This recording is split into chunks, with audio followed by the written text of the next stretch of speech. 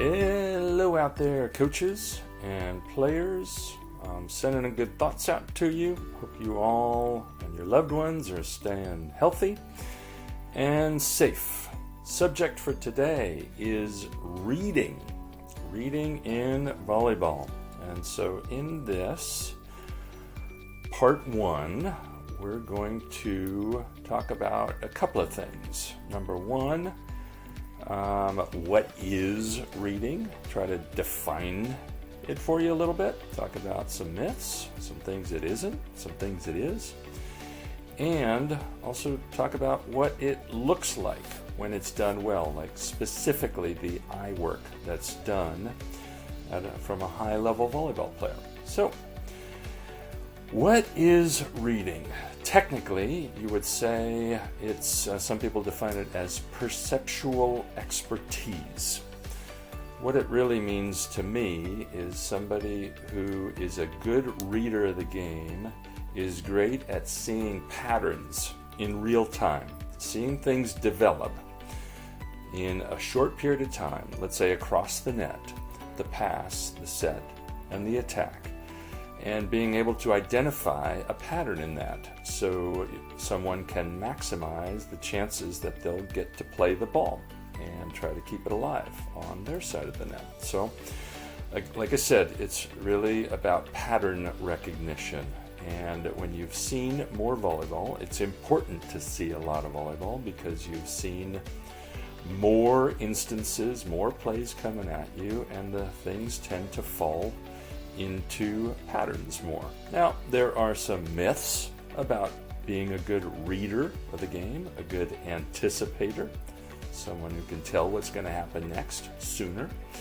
And one myth is that these kinds of people have great vision, 2015, 2010, being able to see the copyright at the bottom of that eye chart. No, that's a myth. Don't need to have superhuman vision, that is particularly great eyesight, to be able to be a great reader of the game. Another myth is that you're not born with this. This is not a genetic thing. Everything that we do, all the skills that we build in volleyball, are skills that we have built.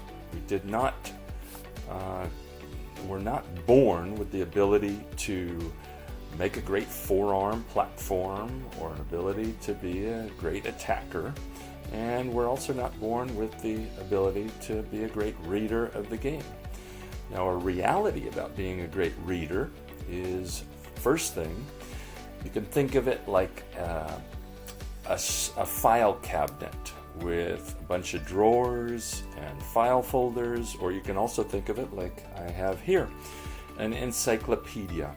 And so here are all these possible plays in volleyball that can happen, and they all fit into certain categories. And so as you see a pattern develop, it's like you're working your way through the file cabinet or working your way through the encyclopedia to just the right section that's most likely going to happen on that play. One article I read quite a while ago on perceptual expertise was talking about some of the great ones, and one of them is to us here, is one of the all-time great hockey players, ice hockey players, was Wayne Gretzky. And the goalie quoted in that article, basically he said, "Here comes Wayne Gretzky on a fast break," and all the goalie could think about was, "Oh no, what does Wayne Gretzky see that I can't see?" And he was considered one of the all-time great readers of the game. So he had a great storage cabinet or a great encyclopedia. Another reality about being a great reader of the game is that the very good readers put more of their focus on the right things. Beginners, if you were able to follow their eyes, they would be all over, looking at different players, looking at the ball a lot, not looking at the right things, and looking at many different things for a short period of time. But the people who read the game best actually move their eyes less, and they spend more time on a few key things that are going to tell them the most information so that they can extract that information and be better at reading and predicting what's going to happen. So they concentrate their focus on the important things. And then the third reality is that it's like a sifting or a funneling or a filtering. And at the beginning of any play in a volleyball match, all can happen. All of the possibilities are there. But every 1/10 of a second that goes by, those possibilities can be reduced greatly. And so by the time the setter has released the ball and she has it going to one of her hitters, we can start narrowing it down to only 1 or 2 or maybe 3 things at most that might happen. And so this is a big part of being a great reader of the game, that perceptual expertise. All right, now we'll get into what it looks like. And for that, we're going to consult some video here. So I'm going to try to highlight some things for you. Make sure also that we are at the right speed. Yep.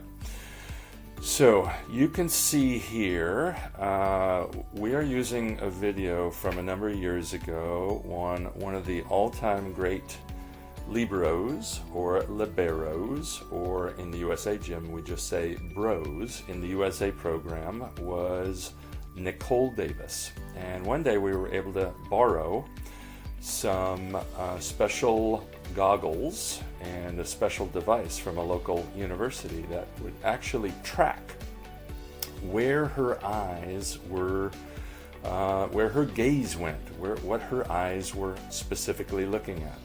So you can ignore the purple here, or whatever color that is. I'm a little colorblind, but I think I got this part right. The red, the 4 cross marks are telling us where Nicole Davis is focusing. So let's start with this rally. We're going to go in slow motion, and right now she's looking at a hitter, at a ball, and her gaze is actually focusing on the space between the two. But here comes a play, and here comes the pass, and notice the ball is not even in the frame yet. But Nicole is not, or Coley, that's what we called her when she was on our USA team, but Coley was not focused on this play on the ball, even though it's not even in the frame. She's looking at who is going to move that ball next, and that's her setter, who happens to be Molly Kreklow in this one, in this old video. Anyway, so she's focusing on the next mover of the ball. And here it goes, the set goes up, she follows the ball for a second, and then notice the ball is still up. We can see the bottom half of it here. Is she looking at the ball? No. Is she looking at her own slide hitter?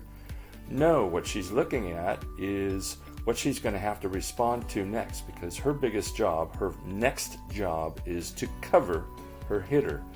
Where is it going to come off of if she covers? It's going to come off the blocker. So she has her eyes on the blocker.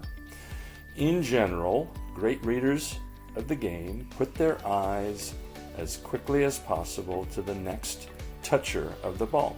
Okay, so we'll go on to a more normal play here. Coley focusing on the passer and her platform. Here it comes, the serve came over, and the passer made a pass. Coley, if you saw it, I'm going to go back there for a second. Watch as this ball goes up. The red crosshairs followed the ball, and then by this time, Coley already knows that the ball is not going to come over to her side of the net. That's an important thing to figure out, because if it is going to come over, she's going to want to take that, unless it's really close to the net, at which point she's going to want to tell one of her blockers, hey, you take care of that overpass. Anyway, that's not happening. So now she gets to put her eyes on the next actor on the ball, which is the opposing setter. Watch, she's staying on that for a long time. Setter, setter, setter. And then she changes her gaze a little, because there's a lot going on here. There is a middle hitter that she might have to defend. there is the setter, and finally the balls come into play. Here we go. Middle hitter does get set. Oops, we didn't handle that one very well, so we're going to have to reset as our defender sent the ball back over the net. Here's a pass, and notice this time Coley, after the ball is still out of the picture, but she takes a quick look at this middle. Why do you think she would take a look there? Well, I'll answer it, and that is she has to figure out what route that middle is going to run. Is that middle going to run something more in the center of the court? Or is that middle going to run something more into the space between blockers? So she takes a quick look to get a better sense of what that middle's going to do. That would be the first attack coming at her from the offense. After she gets that, she's on the setter, on the setter, on the setter, and then watch how quickly the ball is not even at its height yet, but Coley has already gotten her gaze and locked it onto the hitter. Notice how little she is ball watching. Most beginners look at the ball a lot. She's looking at the ball very little because the ball can't go to her unless somebody moves it. So she's looking at the next actor on the ball. Okay, we dug that ball over and out, so we get one more look at this. Pass goes up. Coley already ascertains that it's not coming over, so she's looking at the setter, and there goes the set. It's not even at the top of its arc, and she's already locked her gaze onto the hitter. When she looks at the setter longer and the hitter longer, she can get clues from each of them about what's going to happen next. So this is huge. This is a big lesson for coaches and players to try to lock onto the right things, the things that are going to give us really valuable information, and look at those for a longer period of time, and all the other stuff that doesn't tell us as much for a much shorter period of time. So that is what it looks like. We've defined reading, its perceptual expertise, and it is really recognizing patterns, developing very quickly in real time. People who are good at reading in volleyball tend to be a lot less surprised by what comes at them from the opposition across the net, especially from opposing setters and hitters. And then we got a great example of what good eye work looks like, where the eyes go, and what period of time they're spending on those important things. So that is part 1 of reading. I hope you find that effective. In part 2, we'll talk about some strategies to try to get a little better at this thing we call reading. Some things that coaches and players can do to try to help their teams be better readers of the game, be surprised less, and make more good plays on the ball. All right, good luck to you, everybody, and stay safe and healthy.